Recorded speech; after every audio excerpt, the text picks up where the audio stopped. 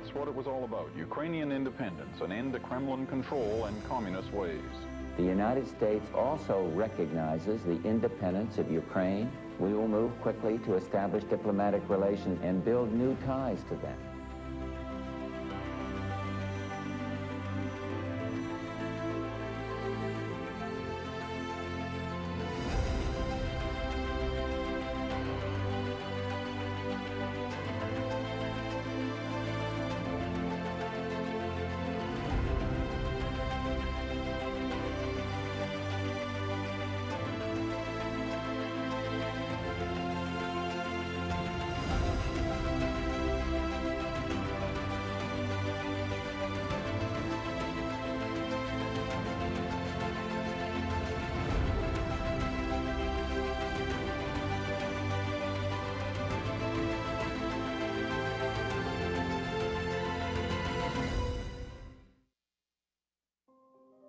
Tonight, the U.S. believes a full-scale Russian invasion of Ukraine could be imminent. And I'm standing in Kiev, in Ukraine.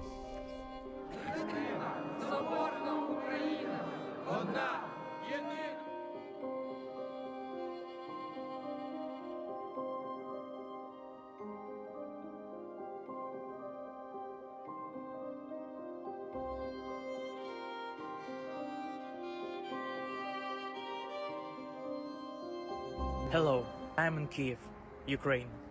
Behind me is a house that was hit by one of the Russian missiles a couple of days ago. I still can't imagine that this isn't all a nightmare.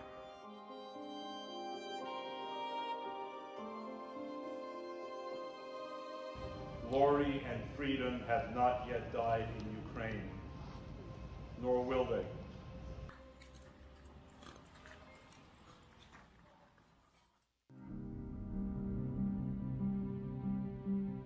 AJC, as you have rightly mentioned, has established the Stand with Ukraine fund, and so far we've raised $1.7 million. Wow.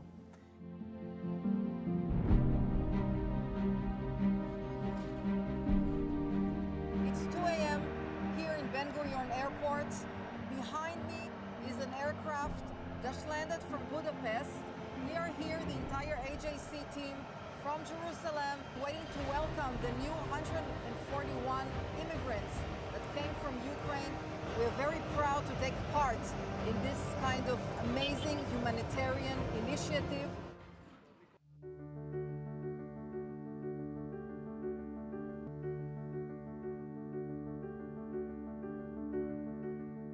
I'm standing in a place called Dorohusk.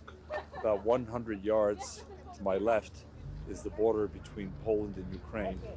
To try and capture the emotion here is almost impossible. These are people who are largely stunned. One moment they were living in their homes in Ukraine, and the next moment they're here in Poland, beginning an uncertain new life. This is what Russia has done in the year 2022.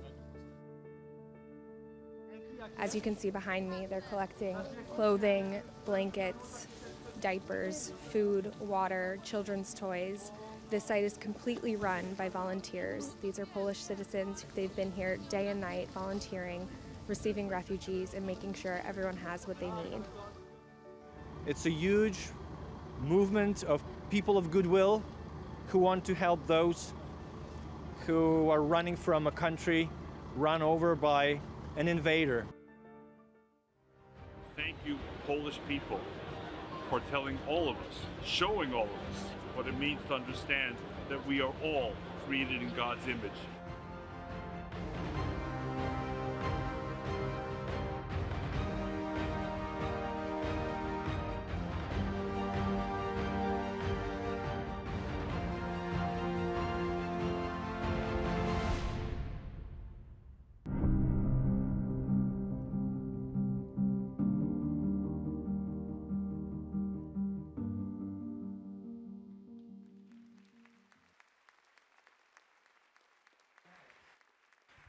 And now, a very special moment in the history of AJC, a courageous and embattled world leader speaks to us from the front line, the President of Ukraine, Volodymyr Zelensky.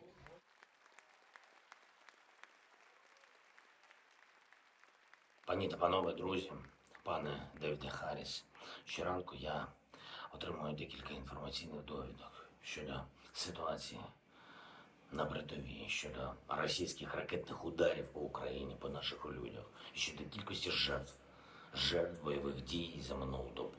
Сьогодні, коли я записую це звернення, суттєво змінилась довідка щодо загиблих. Перелік убитих наших діточок став довше одразу на 24 прізвища. І тепер у ньому 287 пунктів. І це, мабуть, одна з найстрашніших речей, які відбуваються у час війни. Російські військові окупанти, вони вбили частину нашої країни. Ми не маємо повної інформації про те, що відбувається у окупованих районах. Ми не знаємо усього про вбивства та інші злочини, які вони там скоюють на окупованій частині України. Що вони зробили з нашими людьми? Ми не знаємо, скільки тіл окупанти закопали у братніх могилах або залишили в руїнах розбитих міст. Але поступово ми дізнаємося про це. І саме так список убитих дітей став довшим одразу на 24 пункти. І це діти, які загинули від російських ударів по Маріуполю. Тепер ми про них знаємо. Серед цих 24 дітей хлопчик Максим. Він народився цьогоріч.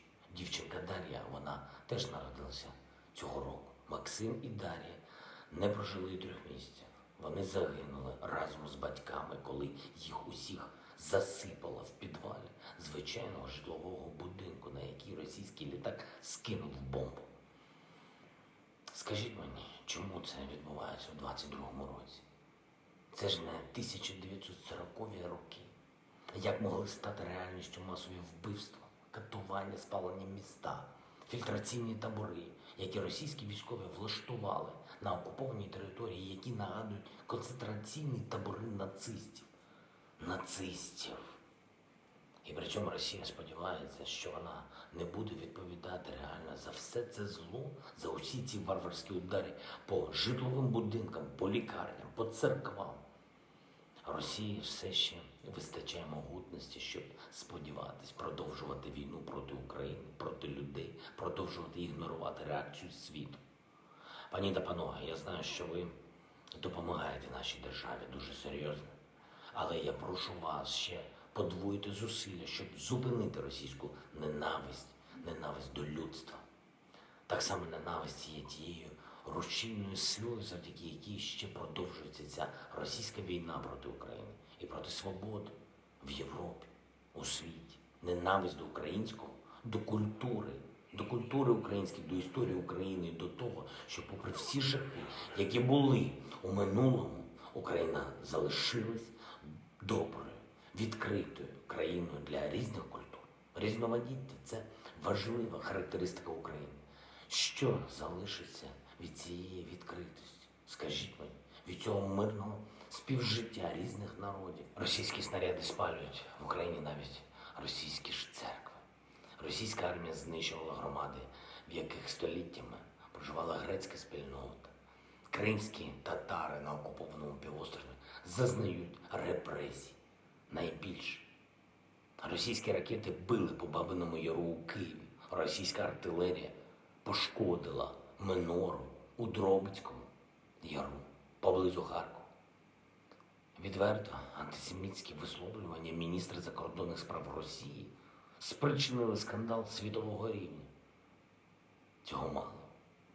Але зараз дійсно не 1940-ві. Тому захищаєте необхідність посилення санкцій проти Росії. Це вам по силах, допомагайте нам прискорити постачання зброї для України, щоб ми могли звільнити окуповані райони. Нам потрібна потужна наступальна зброя, без якої війна лише затягується і жертви збільшуються. Я знаю, що ваша допомога вже суттєва, але ви можете використати ще більше свого впливу, бо ми зараз маємо історичну можливість захистити нашу спільну свободу, нашу спільну безпеку, наше спільне культурне різноманіття від найбільшої хвилі ненависті з усіх, які загрожували світу останніми десятиліттями. Тож закінчимо цю війну, переможемо російську ненависть в ім'я дітей, які були убиті ударами російської армії, і заради майбутнього мільйонів дітей в Україні і в різних країнах Європи, які заслуговують на те, щоб жити в безпеці, жити в мирі, просто жити. Дякую за підтримку. Слава Україні!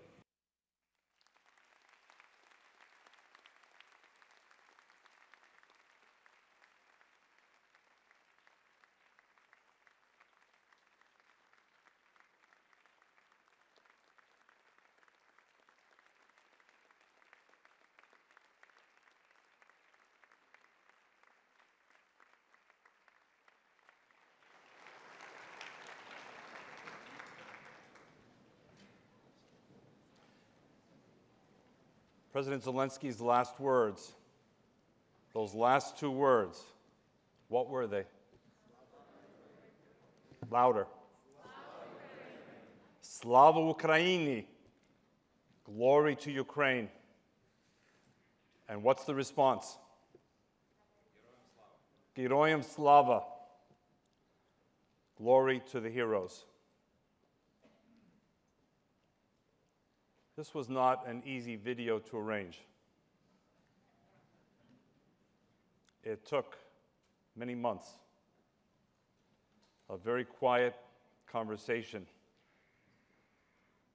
We didn't know, in fact, until this morning whether or not we would actually receive it. The fact that President Zelensky, in the middle of a war, took the time between urgent phone calls with President Biden and Chancellor Scholz and President Macron and Secretary General Guterres and so many others, urging weapons, urging pressure on Russia, that he took the time to prepare this video for us, AJC, says a lot. He is, after all, if you will, the Winston Churchill of our era. And imagine for just a moment Winston Churchill taking the time in the 1940s to record a film for the American Jewish Committee Global Forum. That's the importance he attaches to us, to you, to this organization. And we dare not let him down. President Putin explained this war as an attempt to denazify Ukraine. Think about that for a moment. Volodymyr Zelensky had a grandfather and three brothers of the grandfather. Three of them were killed in Babi Yar. Only his grandfather survived. He is a democratically elected president of Ukraine who is also proudly Jewish. What exactly needs to be denazified about Ukraine? There is a need for denazification today, ladies and gentlemen. It's in Moscow, not in Kiev.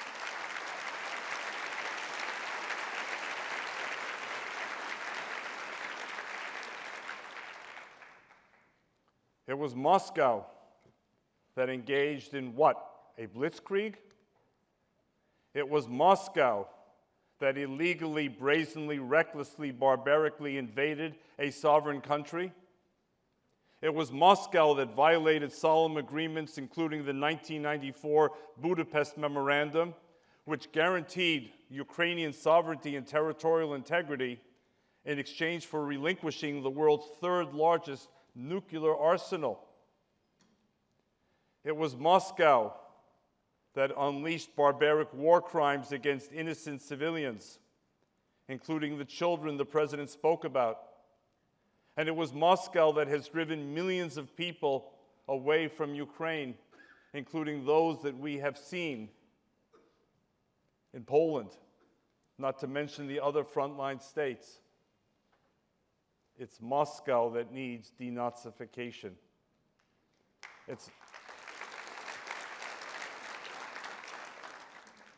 And it's up to us. And why is it up to us? Not only because we were the first Jewish organization going back to 1991, the only Jewish organization to stand with Ukraine in the rebirth of its independence. Not only because in 2014 we were the only Jewish organization in the world to call on President Obama to provide weapons to Ukraine at a time when the White House was unwilling to do so, but also because today the stakes for the future of our world hang in the balance in the outcome of this conflict. Let's not minimize this, but let's also be aware that with each passing day, there is likely to be greater national and global fatigue as the war grinds on and attention is diverted elsewhere. And people say, well, why doesn't Ukraine already concede or negotiate or acknowledge that its territory has been stolen? That's happening before our eyes. We're already hearing some well-known international figures essentially asking Ukraine to acknowledge a changed status quo and learn to live with it. And if Ukraine does, what's next? More of Ukraine? Moldova? Taiwan? What's next? Because it isn't over. And one of the key links that we have had to Ukraine from 1991 forward has been the rebirth of its remarkable Jewish community. And I'm particularly thrilled today that with us here in this auditorium is the chair of the Jewish Confederation of Ukraine, the umbrella body for the 300,000 Ukrainian Jews, Mr. Boris Loshkin.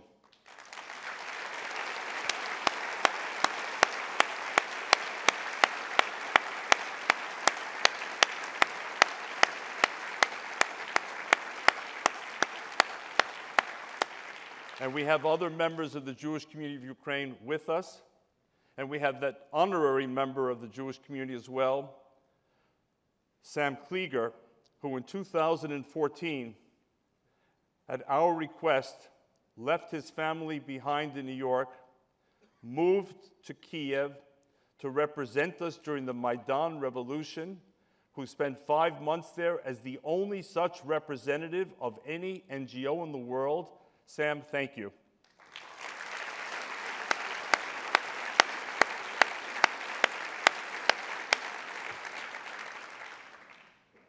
So there's no better way to conclude than for all of us, if I could ask you to stand. And together, what are we going to say? Slava Ukraini! Slava Ukraini! Героям слава! Героям слава! To Ukraine's victory.